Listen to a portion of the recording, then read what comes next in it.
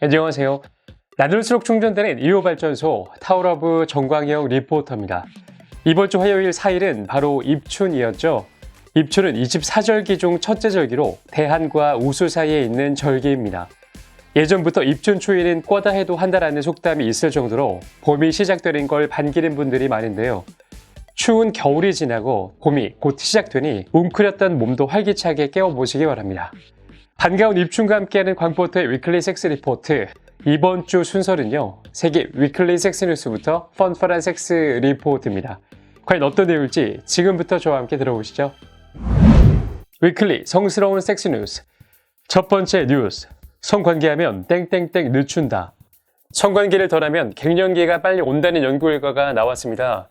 폐경을 미루고 싶은 중년 여성이라면 자주 성관계를 하거나 또는 자주 애무를 주고받는 것이 좋다는 뜻입니다. 영국 런던 대학교 연구진은 42세에서 52세 여성 2,936명의 데이터를 분석했습니다. 수집을 시작한 1997년 당시 여성들의 평균 나이는 45세, 78%가 연애 중이거나 결혼한 상태였으며 68%는 파트너와 살고 있었습니다. 10년의 추적 관찰 기간 동안 여성들의 45%, 즉 1,324명이 폐경했습니다. 평균 나이는 52세였습니다. 연구진은 여성들에게 성관계와 관련한 질문을 던졌습니다. 지난 6개월간 성관계를 한 적이 있는지, 가졌다면 빈도는 어느 정도였는지 등이었는데요. 연구진은 파트너와의 접촉이나 애무 또는 자위의 정도에 대해서도 설문을 진행했습니다.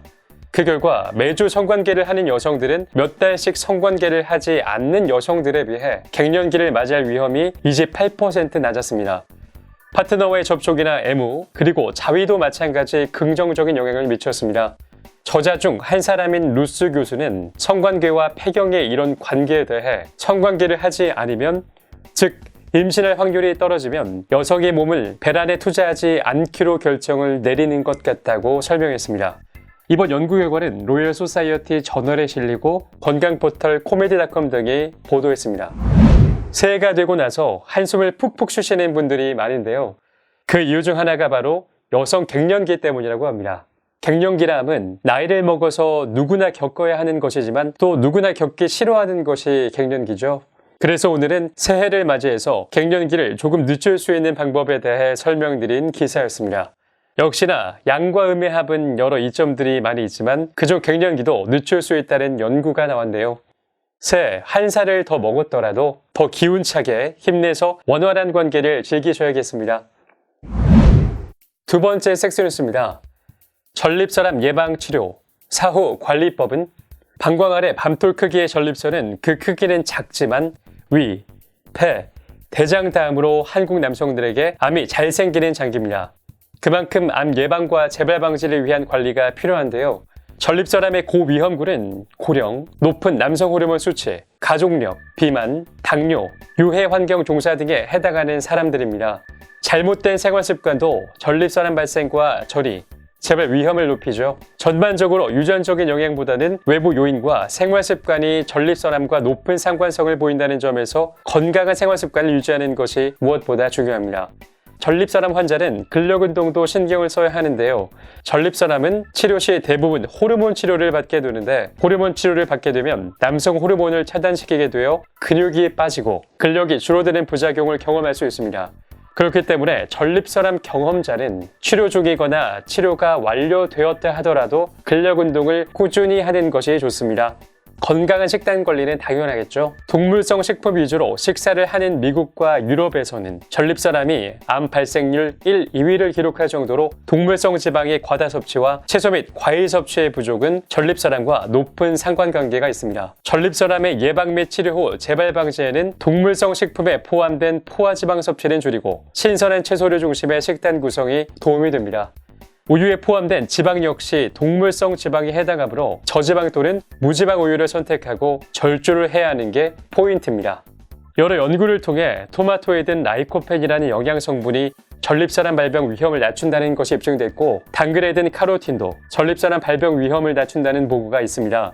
등푸른 생선에 든 오메가3 지방산, 카레에 든 커큐민, 베리류 과일에 든 페룰산, 콩에 든 제니스테인 등도 전립선암 세포의 대사를 막아 암이 퍼지는 것을 막는 데 도움이 됩니다. 단, 토마토의 라이코펜과 당근의 카로틴은 생으로 먹는 것보다 올리브 오일 등의 식물성 기름에 익혀 먹었을 때 흡수율이 높아져 항암 효과도 좋아집니다. 모든 암종이 검진에 의한 조기의 발견으로 치료 효과와 생존율이 높아지므로 정기검사도 필수입니다. 국립암센터는 50세 이상 남성에게 매년 혈중 전립성 특이항원 측정 검사를 받을 것을 권장하고 있습니다. 이는 전립선 비대증 예측에 유용하고 혈액 채취만으로도 전립선암 유무를 알 수 있는 검사입니다. 이런 여러 가지의 생활 습관들이 전립선암의 예방과 치료를 해줄 수 있는 근본적인 해결법이 될 수 있습니다. 저 광포터가 몇 주째 전립선에 관련된 자료를 계속 들려드리고 있는데요. 그 이유가 2019년에 전립선으로 고생했던 한국 남성 환자들이 많았기 때문입니다. 전립선이라는 곳은 남자라면 무조건 갖고 있는 곳인데 이 전립선이 문제가 되기 시작하면 걷잡을 수 없이 불어나기에 생활습관이 그만큼 중요한 거죠. 2020년 새해가 벌써 한 달이 지나고 2월이 된 만큼 우리의 소중한 몸도 더 잘 살펴보면 좋을 것 같습니다.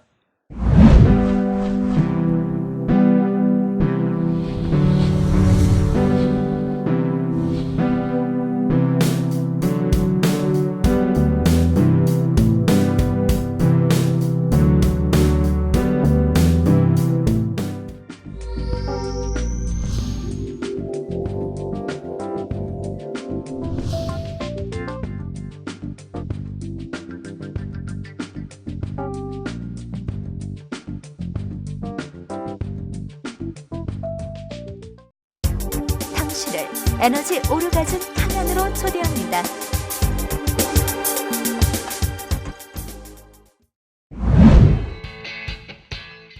광포트 펀퍼렌식스 리포트 첫 번째 펀펀 리포트. 뚱뚱한 사람이 마른 사람보다 성관계 많이 한다. 이성에게 매력을 어필하기 위해 살을 빼야 한다고 생각하는 사람이 많습니다. 하지만 뚱뚱한 사람이 마른 사람보다 성관계를 많이 한다는 연구 결과가 나온 만큼 이를 재고해 볼 필요가 있을 것 같은데요. 유니버시티 런던과 앵글리아대의 공동 연구 결과입니다. 연구팀은 50세 이상 평균 68세 영국인 5,000명을 키와 체중에 따라 정상 체중, 과체중, 비만으로 나누고 지난해 성관계 여부와 지난달의 성행위 빈도를 조사했습니다. 그 결과 지난해 남성 대다수와 여성 절반이 지난해 성관계를 했다고 보고했습니다. 지난해 성관계를 했다고 보고한 사람들의 비율은 체중 상태와 관계없이 모두 비슷했는데요. 그러나 그들 중 과체중 또는 비만인 남성과 과체중 여성은 정상 체중 사람들과 비교해 지난달에 성관계를 훨씬 많이 했다고 보고했습니다. 연구의 저자인 리 박사는 이런 사람들은 배우자에게 더 매력적으로 보이고 싶어하는 의욕이 없기 때문에 체중 관리에 대한 스트레스가 없다고 말하고 이 때문에 더 행복하고 만족스러운 관계에 있을 가능성이 높고 성관계도 자주 하는 것이라고 밝혔습니다. 이 내용은 국제학술지 플로스1에 실렸습니다. 이번 주 첫 번째 펀펀 리포트. 2월에 문을 여는 아주 흥미롭고 재미있는 기사였습니다.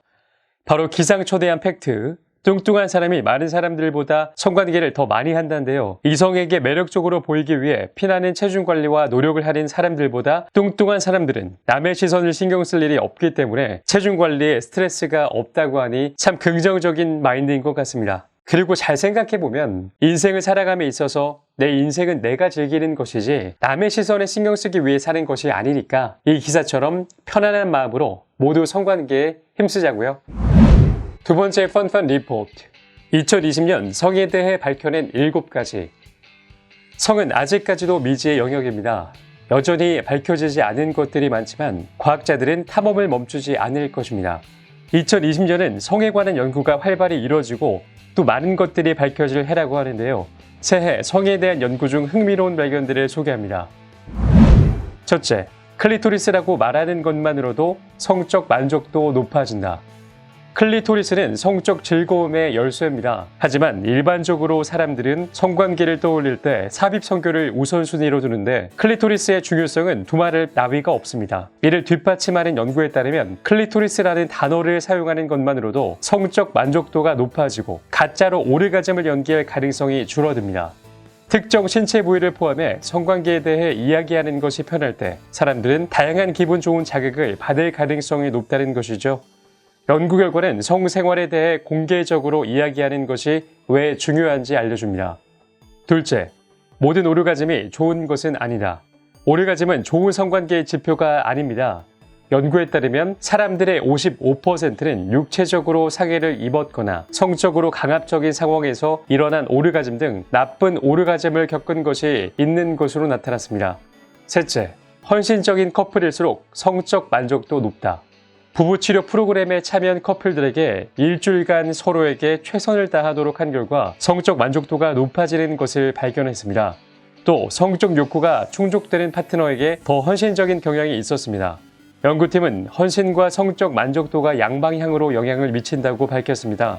넷째, 유년기에 트라우마 겪은 성인, 성적 만족도 낮다. 유년기에 트라우마를 겪은 사람들은 성인기의 성생활이 덜 만족스러운 경향이 있는 것으로 나타났습니다. 유년기 트라우마가 있는 사람은 일상에서 더 많은 심리적 고통을 겪으며 자극에 대해 둔감해지려 합니다. 이 두 가지 특성은 관계를 맺고 즐거움을 느끼는 능력에 영향을 미칠 수 있습니다.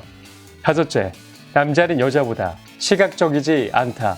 미국 국립과학원 화보에 실린 연구에 따르면 남자가 여자보다 시각적 자극에 민감하다는 통념은 사실과 다른 것으로 나타났습니다. 연구팀은 60개가 넘는 연구를 재분석했습니다. 또 남성과 여성을 각각 MRI 기계에 넣어 포르노를 볼 때 뇌의 반응을 분석했는데요. 그 결과 성적인 영상을 볼 때 뇌가 얼마나 활성화되는지 여부는 성별과 무관했습니다. 여섯째, 개방적인 사람들이 바람 피울 가능성 높다. 성격과 개인 차이 저널에 실린 연구에 따르면 외도와 가장 관련 있는 성격 특성은 개방성인 것으로 나타났습니다. 즉, 새로운 경험에 개방적인 사람들이 더 바람을 많이 피우는 경향이 있다는 것입니다.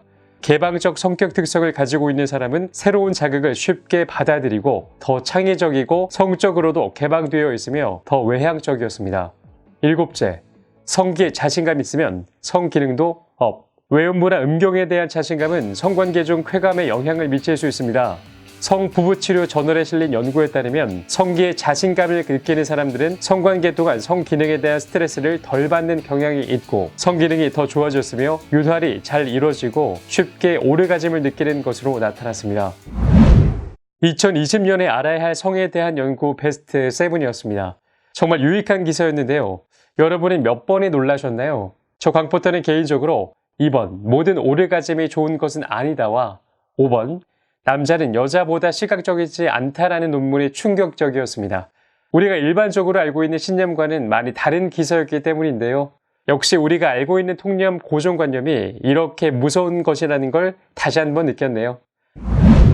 제가 오늘 전해드릴 얘기는 여기까지입니다. 오늘 성스러운 섹스뉴스에서는 성관계하면 갱년기를 늦출 수 있다는 기사를 알려드렸습니다. 그리고 펀펀 섹스 리포터에는 뚱뚱한 사람이 성관계를 더 많이 한다라는 기사를 알려드렸습니다. 아직 입춘이지만 날씨가 쌀쌀합니다. 따뜻하게 입고 다니시고요. 오늘도 광포터의 노력이 여러분들께 작은 기쁨이 되었으면 좋겠습니다. 오늘도 저는 다양한 주제로 여러분들의 귀를 재밌게 해드리려고 노력했는데요. 재밌게 들으셨다면 많은 구독 버튼과 댓글, 하트 부탁드립니다. 그럼 우리나라 모든 성인들이 자유롭고 행복한 섹스를 하는 그날까지 저희 섹스 리포팅은 계속됩니다. 그럼 다음 주에 만나요. 제발. 나눌수록 충전되는 에너지 오르가즘 발전소 타워러브.